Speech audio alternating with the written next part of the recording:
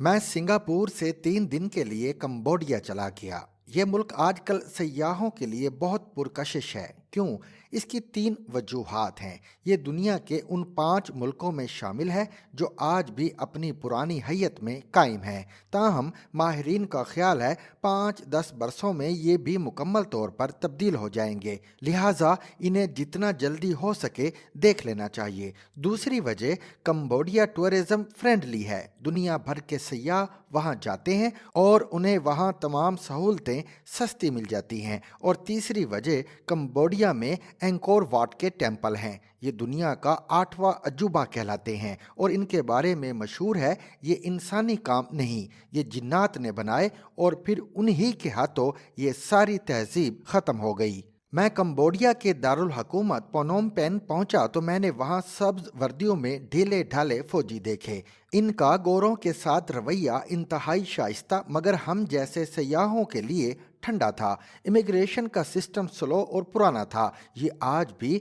Passport पर वापसी की चिट लगाते हैं। छोटा सा कागज़ पासपोर्ट पर स्टेपल कर देते हैं और वापसी पर उतार लिया जाता है। एयरपोर्ट पर गैर ज़रूरी सवाल भी होते हैं और कस्टम का अमला सयाहों को अकाबी नज़रों से भी देखता है। मैं बहरहाल एयरपोर्ट से बाहर आया तो सड़क पर दर्जनों रक्शे देखे। ये लोग उन्हें टुक टुक कहते हैं और ये पूरे मुल्क में सवारी का सबसे बड़ा सोर्स हैं। आप किसी तरफ निकल जाएं, आपको वहाँ टुक टुक ज़रूर मिलेगा। टुक टुक की ऐप भी मौजूद है। आप ऐप के ज़रिए भी रक्शे बुक करा सकते हैं। ज़्यादातर रक्शे इंडिया और फ्रांस मेड हैं। करेंसी बहुत कमज़ोर है। $1 के 4000 रियल आते हैं। लिहाजा पूरे मुल्क में अमरीकी डॉलर के ज़रिए लेन देन होता है। आम फ़कीर भी डॉलर मांगता है और आपसे बड़ा नोट लेकर डॉलर ही में छोटे नोट देता है। तमाम दुकानदार, रेस्तोरां, होटल, एयरपोर्ट और अजायब घरों के टिकट तक डॉलरों में मिलते हैं। बारगेनिंग आम और ज़रूरी है। दुकानदार 4-5 गुना ज़्यादा रकम मांगते हैं और थोड़ी देर की तकरार के बाद आपका सौदा हो जाता है। लोग मस्कीन और आजिज़ हैं। ये लड़ाई से परहेज और सयाहों का खुश दिली से इस्तकबाल करते हैं। हाथ जोड़कर मिलेंगे, मुस्कुराकर बात करेंगे और बारगेनिंग के बाद आपको चीज़ें भी फरोख्त कर देंगे। मेरा होटल सेंटर में दरियाए मीकोंग के करीब था। ये कंबोडिया का सबसे बड़ा दरिया है। चीन से बहकर कंबोडिया और फिर थाईलैंड चला जाता है। दरिया में कश्तियाँ भी चलती हैं और छोटे जहाज भी। शहर में हडबूंग, गर्दो गुबार, बारिश, शोर और गंदगी भी थी। पता चला पोनोम पेन में बड़े लेवल पर तामीरात जारी हैं। 50-50 मंजिल के टावर्स बन रहे हैं। सड़कें भी खुली हो रही हैं और धड़ाधड़ मार्केटें भी बन रही हैं। लिहाजा फ़ज़ा में गर्दो गुबार है। मुझे अगले 2 दिन तामीरात के मुशाहिदे का इत्तफाक होता रहा। मैं रात खाने के लिए 25 मंजिला टावर की रूफ टॉप पर गया तो ऊंचाई से शहर को देखकर हैरान रह गया। दूर दूर तक बुलंद इमारतों का जंगल था। 50-50 मंजिला इमारतें भी थीं और ये रात के वक्त जगमग भी कर रही थीं। पनोम पेन के मुकाबले में इस्लामाबाद में सिर्फ एक बुलंद इमारत है और हम उसे भी हर दूसरे दिन बंद कर देते हैं। पनोम पेन में सेंटोरस जैसी 3-4 दर्जन इमारतें हैं और ये आबाद भी हैं। पता चला कंबोडिया आजकल दुनिया में ब्लैक मनी की पार्किंग का बड़ा सेंटर है। आप बेशक $1 अरब ले आएं, आपसे कोई सोर्स नहीं पूछेगा।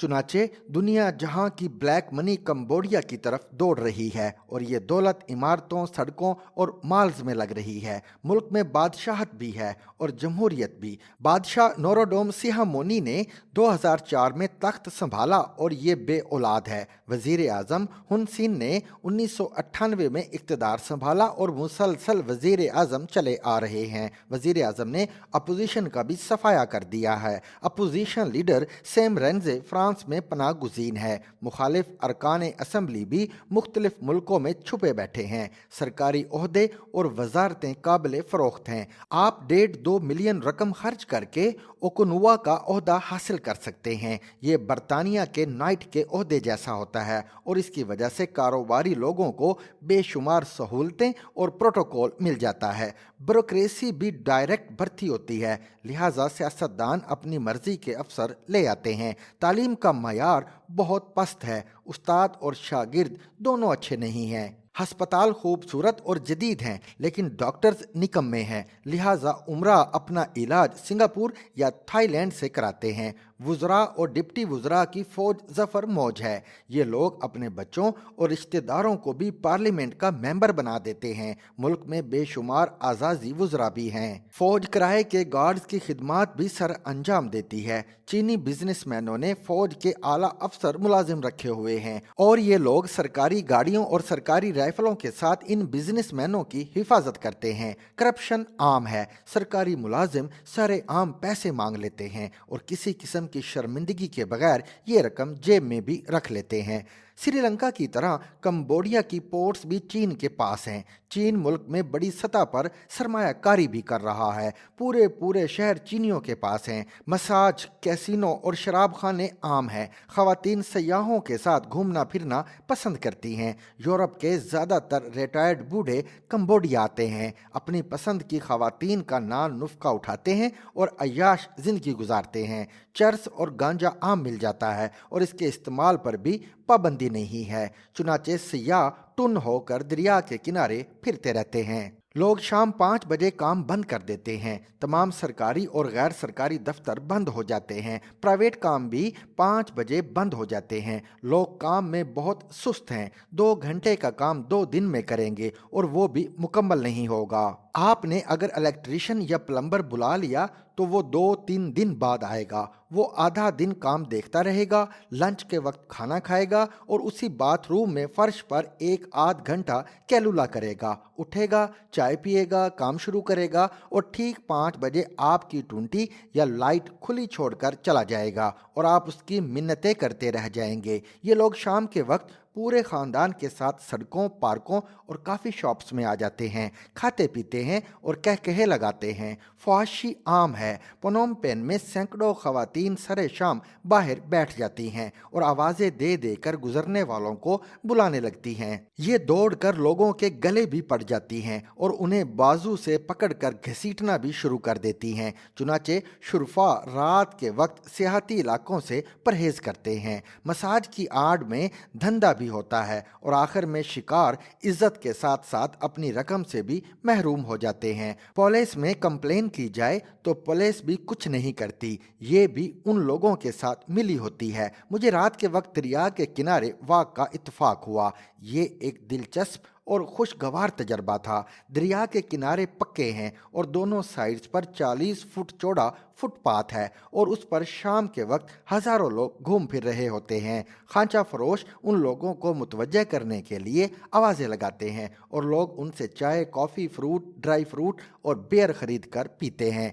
दरिया के दोनों किनारों पर कॉफ़ी शॉप्स, चाय खाने और रेस्तोरां हैं और उनमें भी ठीक ठाक रश होता है। दरिया में फेरी भी चलती है और लोग इनमें सवार होकर भी शाम का नज़ारा करते हैं। कंबोडिया में एक बहुत अच्छी बात लोगों का बरसरे रोज़गार होना है। पूरा मुल्क सुस्त होने के बावजूद काम करता है। सबको कोई ना कोई हुनर आता है और ये रात को कुछ ना कुछ कमा कर भी लाते हैं। बिलखसूस ख़वातीन ज़्यादा काम करती हैं। ये लोग जूतों और कपड़ों के एक्सपर्ट हैं। दुनिया भर की मल्टीनेशनल कंपनियों ने मुल्क के मुख्तलिफ इलाकों में फुटवेयर्स और कपड़ों की फैक्ट्रियां लगा रखी हैं। आप अगर शाम के वक्त शहरों से बाहर जाएं तो आपको लाखों ख़वातीन फैक्ट्रियों से निकलती नजर आएंगी। ख़वातीन घरों में रहकर भी कुछ ना कुछ बनाकर फ़रोख्त करती रहती हैं। ये और कुछ ना भी करें तो भी ये शाम के वक्त खाना बनाकर बाहर बैठ जाती हैं और गुजरने वालों को बेचकर अपना ना नुफ़्का चला लेती हैं। तनख्वाहें बहुत ही कम हैं। लोग $200 महाना पर 24 घंटे के मुलाजिम हो जाते हैं। चावल बहुत उगता है और ये उनकी बड़ी एक्सपोर्ट है। बौद्ध मत हैं, लिहाजा बौद्ध के मुजस्मे बनाने और कच्ची मिट्टी के बर्तन बनाने के भी माहिर हैं। मुसलमान 7% हैं और उनकी हालत बहुत पतली है। कंबोडियन लोगों में बेइंतहा कुव्वत बर्दाश्त है। हर किस्म के हालात में किसी किस्म का एहतजाज नहीं करते। बेतहाशा महंगाई है।